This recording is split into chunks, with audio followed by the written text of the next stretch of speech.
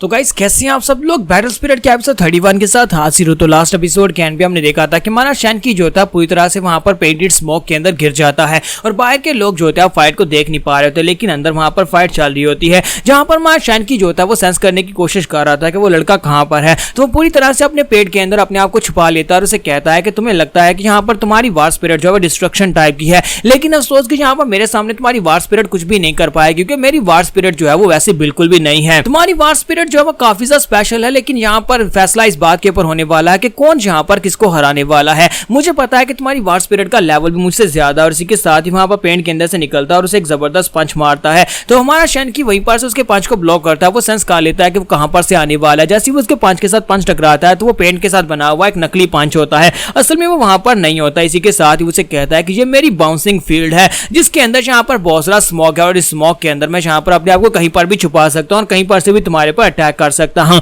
यानी कि इस वक्त तुम पूरी तरह से मेरी डोमेन के अंदर हो और इसी के साथ साइड के ऊपर से बहुत सारे पंचेस की उसके ऊपर बरसात होती है। तो वहां शैनकी उन सभी पंचेस को वहां पर ब्लॉक नहीं कर पाता और शैनकी वहां पर उसे काफी दिक्कत हो रही होती है। तो लायर उसे कहता है कि अब तुम्हें समझ आए कि तुम यहाँ पर बहुत ही बुरी तरह से ट्रैप हो चुके हो, तब तक तुम यहाँ पर हारने वाले हो जब तक तुम यहाँ पर हार मान नहीं लेते। इसी के साथ ही लायर वहां पर मल्टी सेक्शन बाउंसिंग एरिया को डांस कॉम्बिनेशन अटैक को यूज करता है, जिनकी वहां पर अपनी स्मोक के अंदर डांस कर रहा होता है और साथ ही वो उसके ऊपर बड़े बार बार अटैक किए जा रहा होता है। वो कभी इस साइड से निकलता है कभी उस साइड के ऊपर से निकलता है और हमारा शैनकी वहां पर बहुत ही गौर और ध्यान के साथ उसके ऊपर नजर लगाने की कोशिश कर रहा था ताकि वो देख सके कि उसकी लोकेशन कहां पर, उसकी ट्रेजेक्टरी क्या है और वो कहां पर से निकलकर अटैक करेगा। और इसी के साथ ही दिखाता है कि लायर जो होता है वो सामने की तरफ से निकलता है और उसे एक जबरदस्त किक मारने के लिए आगे बढ़ता है, लेकिन हमारा शैनकी वहीं पर पीछे की तरफ ग्राउंड के ऊपर अपने हाथ लगाता है, नीचे की तरफ झुककर उसके अटैक को अवॉइड करता है। फिर साथ ही वहां पर से उल्टी जंप लगाता है जिसके साथ वो उसे किक मारता है, लेकिन उसकी किक को अवॉइड कर लेता है और इसी के साथ ही लायर जो होता है उसके ऊपर अटैक करने के लिए आगे बढ़ता है। तो शैनकी अब यहाँ पर क्योंकि वो उसके आमने सामने होता है और वहां पर उसके ऊपर अटैक कर रहा होता है, लेकिन दूसरी तरफ से लायर ने अपने बहुत सारे क्लोन्स बनाए होते हैं जो कि यहाँ पर उसके पेंटेड स्मोक की वजह से होते हैं और वो बार बार उसके ऊपर अटैक करता है, लेकिन शैनकी उसे एक एक पंच मार मारकर उसकी बॉडीज को वहां पर डिस्ट्रॉय किए जा रहा था। लेकिन अभी तक यहाँ पर उसके सामने असल बॉडी नहीं आई होती और इसी के साथ ही पीछे से वहां पर दो पाँव निकलते हैं जो कि सीधे आकर उसके मुंह के ऊपर हिट करते हैं और वो उसकी रियल बॉडी होती है, जिसके साथ ही हमारा शैनकी जो था पीछे की तरफ गिर जाता है। तो लायर उसे कहता है कि तुम्हारी स्ट्रेंथ काफी ज्यादा अच्छी है, लेकिन तुम यहाँ पर मेरी मल्टी सेक्शन बाउंसिंग को बिल्कुल ब्लॉक नहीं कर पाओगे, तुम यहाँ पर मेरे क्लोन को नहीं पकड़ पा रहे, तुम यहाँ पर मुझे हराओगे कैसे। और इसी के साथ ही हमारा शैनकी उसे कहता है कि मुझे लगता है कि मुझे भी अपना वेपन निकालना पड़ेगा और इसी के साथ ही वो अपने पास से अपना ननचक निकाल लेता है। वहां पर अपना ननचक निकालता है तो उसे कहता है कि तुम्हें क्या लगता है कि तुम यहाँ पर इस वेपन के साथ मुझे हरा पाओगे, ये तो बहुत ज्यादा क्लोज रेंज वेपन है। मुझे नहीं लगता कि यहाँ पर धुएं के अंदर छुपे हुए ओपोनेंट के ऊपर अगर अटैक करना तो उसके लिए यहाँ पर लॉन्ग रेंज वेपन को यूज करना पड़ता है। तुम तो वाकई में यहाँ पर बिल्कुल बेकार निकले, मुझे तो लगा था कि तुम यहाँ पर काफी ज्यादा समझदार हो। और इसी के साथ ही वो सभी लोग जो होते हैं बाहर जो खड़े होते हैं वो कहते हैं ये बहुत ज्यादा बोरिंग है, हमें तो लगा था इंटरेस्टिंग फाइट देखने को मिलेगी, लेकिन यहाँ पर सिर्फ और सिर्फ कलरफुल स्मोक देखने को मिल रहा है।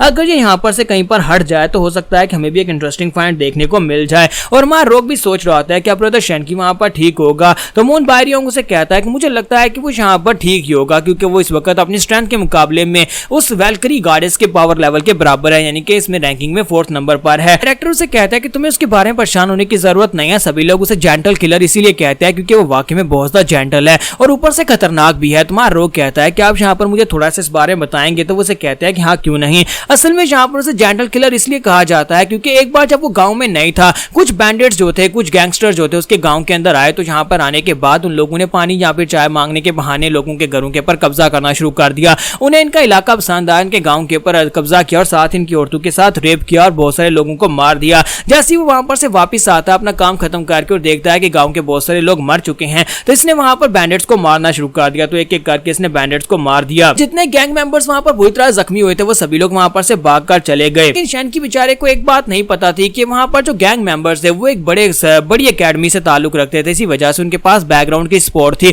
और उन लोगों ने वहां पर किसी तरह से गवर्नमेंट के अंदर ये बात का अनाउंसमेंट करवा दिया कि यहाँ पर ये लड़का शैनकी जो है ये एक मर्डरर है और इस बेचारे के ऊपर इल्जाम लगा दिया गया और ऊपर से यहाँ पर ये वांटेड हो गया, जिसकी वजह से कोई भी यहाँ पर इसे अपने पास रखने को तैयार नहीं था। इसी वजह से शैनकी जो था हमारे लोगी कॉलेज में आया जहाँ पर इसे एडमिशन मिल गया। डायरेक्टर उनसे कहता है कि अब तुम्हें यहाँ पर समझ आए कि तुम्हें यहाँ पर इसके लिए परेशान होने की जरूरत नहीं है। जहाँ तक हमारी जो वाइस डायरेक्टर है यानी वाइस प्रिंसिपल जो है वो भी यहाँ पर इसकी काफी ज्यादा रिस्पेक्ट करती है और कहती है कि ये कुंफू का मास्टर है। और दूसरी तरफ अंदर का सीन दिखाते हैं, यहाँ पर हमारा जो शैनकी होता है वो अपने पास से ननचक निकालने के बाद अपनी वार स्पिरिट को रिलीज करता है। तो उसकी जो स्पिरिट होती है उसके हाथ में वहां पर एक बड़ा सा ननचक होता है जो कि एनर्जी के साथ ही बना होता है। तो इसी के साथ ही उसकी जो वार स्पिरिट होती है उसका नाम मोशनलेस किंग होता है। तो वो अपनी वार स्पिरिट को वहां पर रिलीज कर लेता है, फाइट करने के लिए रेडी होता है। लेकिन जैसे वो वार स्पिरिट को रिलीज करता है उसका प्रेशर काफी ज्यादा होता है, जो कि लायर वहां पर दूर से महसूस कर रहा होता है। तो वो कहता है कि ये लड़का यहाँ पर इसकी बैटल स्पिरिट इतनी पावरफुल कैसे हो सकती है। और इसी के साथ ही हमारा शैनकी जो होता है वहां पर अपने ननचक को घुमाना स्टार्ट करता है।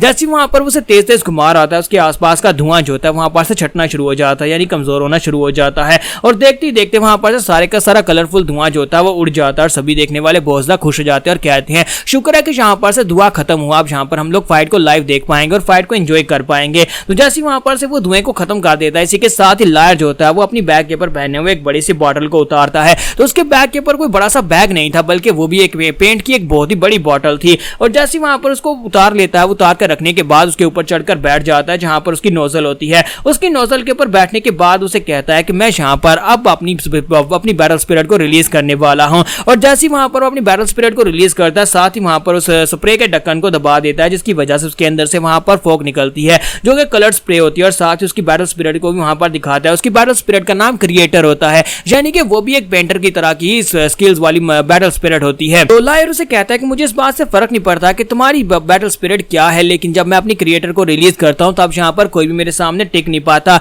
मैं अपने क्रिएटर की मदद से यहाँ पर इस एनर्जी के साथ, यानी इस जितना भी यहाँ पर स्प्रे रिलीज करने वाला हूं, स्प्रे के साथ मैं गूल्स बना सकता हूं और उन सभी को कंट्रोल कर सकता हूं। और जब वो वहां पर उसके ऊपर जंप करता है उस बॉटल के ऊपर, तो उसके अंदर से स्प्रे निकलता है, उसके अंदर से बहुत सारा धुआं निकलता है जो कलरफुल होता है। और कलरफुल धुएं को एनहांस करने के लिए उसकी बैटल स्पिरिट क्रिएटर होती है और क्रिएटर वहां पर उसको एनहांस कर देता है और उसको वहां पर पावरफुल बनाता है। उसका लेवल बहुत ज्यादा बढ़ जाता है। वो सारे के सारा जाकर शैनकी को फिर से कवर कर लेता है और शैनकी वहां पर सोच रहा होता है कि इस बार यहाँ पर ये कौन सा अटैक करने वाला है। और इस बार वो सभी धुएं के अंदर से वहां पर गूल्स बनना शुरू हो जाते हैं। बैटल स्पिरिट के बहुत सारे गूल्स निकल आते हैं, वो सारे के सारे क्लोन्स की तरह होते हैं। लायर का टीचर कहता है कि यहाँ पर इस लड़के की जो बैटल स्पिरिट है वो इतनी खास तो नहीं है, लेकिन ये अपनी बैटल स्पिरिट से बहुत सारे क्लोन्स को कंट्रोल कर सकता है, जो इसकी खास एबिलिटी है। और मुझे लगता है कि ये बड़ी आसानी से उस दूसरे लड़की को हरा देगा। फिर के साथ वाला लड़का उसे कहता है कि आपको भी पता है कि यहाँ पर कितनी बार हम दोनों ने एक दूसरे को चैलेंज किया, लेकिन जब भी यहाँ पर जो क्रिएटर को रिलीज करता है तो मुझे भी यहाँ पर इसके सामने गिव अप करना पड़ता है, क्योंकि इसकी इस एबिलिटी का कोई तोड़ नहीं है। इस एबिलिटी को यहाँ पर हराया नहीं जा सकता।